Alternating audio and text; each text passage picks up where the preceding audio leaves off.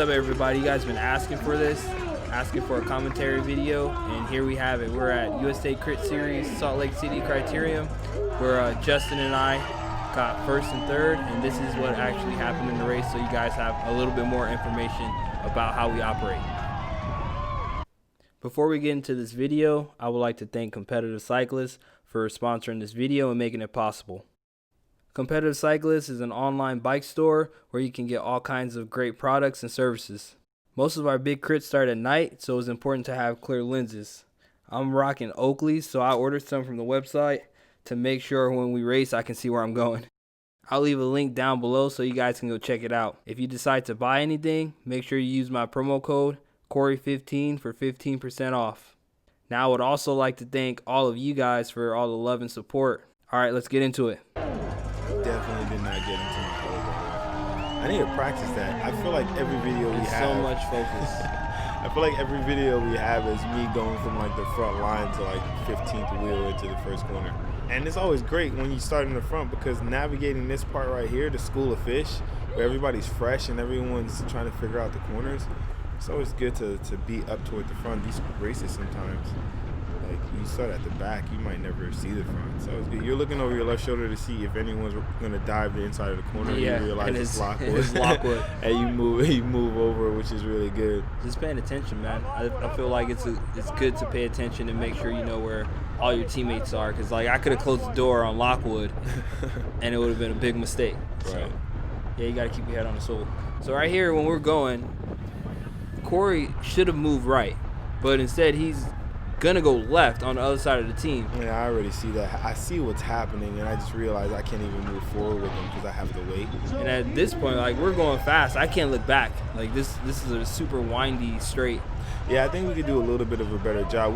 I think we were so excited to get to the front because we had been sitting behind Butcher Box for a couple of laps that we did take off. We go to the front. We go to the front super fast. Yeah. And then we just don't slow down, like 32 miles an hour.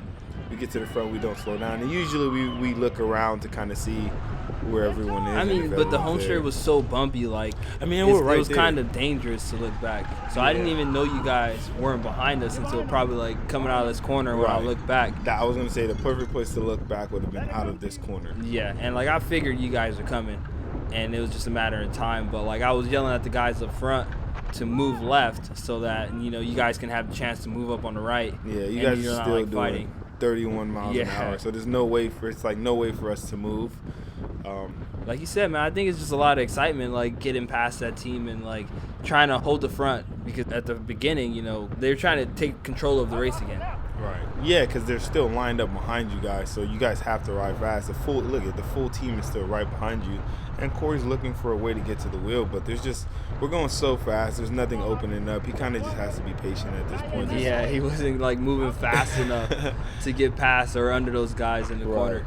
Right, and I'm telling them out the next corner because that's the only straightaway that's good long thing enough. you told them that because what's about to happen. If you guys were on the inside of this, for sure you're going down. Like Corey takes his foot out right away and glides through the crash. Dude, I look back, I was like, whoa, okay. So now I'm just trying to get back to Diego's wheel so that we can still be represented in the break. Like I couldn't stop and wait for you guys. Look, Ty's right there in front of me. I know, dude. He's just like on a huge gear. Just takes off, and I'm like, I'm not gonna do that.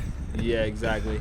No, I mean, patience is great, man. Like you said, Ty doesn't have a teammate up there, and you do. So like you're more than comfortable waiting for these guys to pull you back. Yeah, I have you and I have Diego. I mean, I saw you guys ahead. I saw you guys not crash, so I'm confident that there's enough guys that are either behind the crash or around it that it's going to be a pretty good group trying to ride back to the front. Yeah, and I got up there and I figured like if I'm behind those guys, they're going to like start sitting up, and that's what they did, sure enough. So like I didn't know if you guys crashed or not, but I wanted to take a lap to figure out. Oh, it's smart. I wanted to figure out if you guys were either like getting back in the race or like is it now my job to win? No, I think that was really smart, and I think that it was, if I was someone in the breakaway that wasn't on the team, I would have tried to create an alliance and maybe ride, because I would rather face 2 of you guys than 4 of you guys. Yeah, exactly.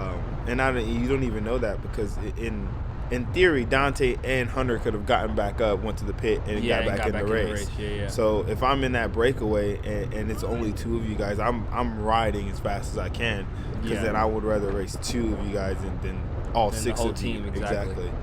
So I mean, maybe a little bit of a mistake from the people in front, but it's scary, and your heart rate's up after being in that situation where there was a crash. So yeah, and I mean, these guys are in full panic mode. Like the crash happened at like 6 laps to go, and like, dude, look at how hard you guys are riding. Yeah, we're riding like all out right now. I don't even know. I don't have my speed up, but this group, they're just coming back to your group, and we had just made contact with this group. My group is still, I think, in front.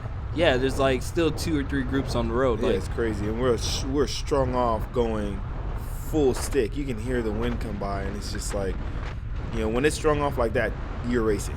Yeah. I mean, you can't move. Nah, I wasn't even thinking. I wasn't even thinking about moving. So now you guys have caught back on. Like, it's I don't even know how many laps it is to go. We'll see right here when we get up to the finish line. But yeah, and as soon as we get back, and as soon as it kind of swells, I look for a route straight to the front. It's 4 laps to go. Right. So it's 4 laps to go. You just full on chase for about 2 laps. Right. And now, like, you know, you're getting ready to go into the sprint. Like, how are you going to recover before, you know, it's time to go? Yeah, well, when we first started chasing, again, it just the experience of being in that situation a few times. I knew I wasn't going to pull. Yeah. So I was just sitting on. It felt more like I was in a fast race. Yeah, the race was just going fast. Right. It felt like I was in a fast race rather than I was chasing back on. And then I get to you, and I'm just like, all right, cool. You switched sides of the wheel, which was really good and smooth. He's a Cliff Bar guy with some momentum. You just got to, like, pay attention. Like, I figured, like, the front of the race is going to slow down. Like, you guys came back. Everyone's, like, trying to figure out who's here. Right. Like, I had constantly was looking for you and Corey. And now that I found you guys, like, look, I'm not even going to the front right away. Like, I'm like, all right, let's chill out, figure out what's going on. I see Diego. Yeah, it's a comment of chaos. Exactly. It's like, you know, your boys are here. We have enough guys. We have a Lockwood. And I think Lockwood always gives us that little extra confidence to just sit on the front. Yeah, exactly. And right now, that's what's happening. Diego's riding through. You know that me and Lockwood are close, so you're controlling. And now we're going to make the best with what we have. Yeah, I mean, I wasn't really worried. Like, 3 laps, when we're about to go through 3 laps to go, Lockwood's last pull is, I think, 2 laps. It's from 3 to 2. No, it's actually from 4 to 2. Is it? Yeah, it's from 4 to 2. So he does a 2-lap pull, and now, so this is like setting up perfect. The only thing is we don't have Hunter and Tyler in front of us to do the lead out. So, like, we're very short on guys, but I'm still confident because, like, you can. I mean, you can win these sprints. You did a really good thing too just now when you pulled through. You got Lockwood through the corner with momentum, with speed. Well, you just took like a 5-second pull? Yeah, well, I was already on the front, so like it wouldn't have made any sense for me to pull off in the corner. Yeah. So I just like pulled through. You're also strong enough to do that. Like you can do a few of those pulls and still have a good sprint at the end, which is another thing that we have within the team that kind of makes what we do special is that we have you that's able to ride through if you need to ride through, and then you can still do this massive sprint at the end. And that's something that not everyone has, and we're lucky enough to kind of have that tool to help us in this criterium because it makes a really big difference. Yeah, I mean, especially when there's only a 3-man lead out now instead of 6. Exactly. So, like, I wasn't really worried. Like you said, if I needed to ride, I could. And all we had to do in my mind is make sure that it was a field sprint. And I had confidence in you pulling it off. It would have been a lot tougher, but you've done it before. So, like, in my mind, I'm just like, all right, we need to make this a field sprint. Yeah, it's crazy. Like, that attack by the guy from Butcher Box, like, I thought he was going to really commit to that. Because we don't usually change up our tactics or the way we ride when people attack us because there's no need to do that. But when he attacked, I thought he was going to, like, really give us some stick, and he got through the corner, and he basically, like, set up. I know Lockwood's doing, like, 35, but I expected him to get further down the road. Now we're going into 1. Well, it's just like when you're on the wheel, man, like, it doesn't take that much watts to sit on. Right? But when you get into the wind, it's a different story. Yeah, it's heavy. Like, I'm doing, like, 300, 400 out of these corners to stay behind Corey. But Corey is on the front at probably, like, 500 watts. Yeah, comfortable, too. So, like, if you're trying to get off the front, man, it's a lot tougher. It takes a lot of effort to get even space. Exactly. So Diego ended up going early here. Yeah, no, I was trying to yell at him to kind of wait. Yeah, I was trying to communicate that with him too, because I heard you yelling, and I was like yelling. I just knew he was gonna do it. I don't know why. I just knew he was gonna do it, and I like started yelling as soon as we got out of the corner. I was like, "Wait!" Well, you got to remember, he is used to having 3 guys behind him. That's true. So like, when you're tired, you know what your job is, you know what you're used to doing. Yeah. And I think he just thought like he had more guys behind him. He just went into autopilot, really. He was like, all right, well, this is what we talked about me going. This is where I'm going to go. The reality of the situation is, like, no one was threatening us. No one was coming around. Well, I actually knew someone was going to jump us. Like, we were very far from the finish line, and I knew Diego was fading a little bit. Yeah. So like when someone jumped, I was ready for it. Yeah, and I'm telling you to wait because I knew that they had negotiated. So I expected Ty to be on his wheel, but you saw that didn't happen. You made the move to get to the wheel. Now you're chasing full sprint. Yeah, I had really trying to get him. I had let Ty.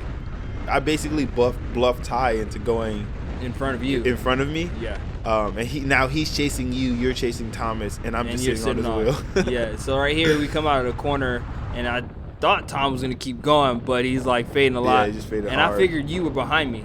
So now I look back. I'm trying to get behind you right now. Dude, I look back, and I saw you and Ty like against the barriers, and you were stuck on the barriers. So like I moved to the middle of the road to make sure you guys had space to sprint. And when I moved over a little bit, Ty went on the wrong side. Yeah. He went on the right side, you went on the left.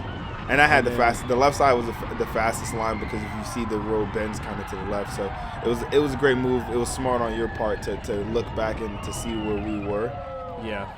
And then it just worked out because he goes left and he has to ride all the way around you. Meanwhile, I'm sprinting on the barriers. Yeah. It was a faster line that got me to the line faster.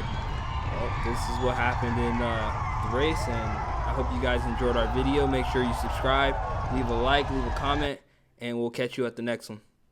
Have a good one, guys.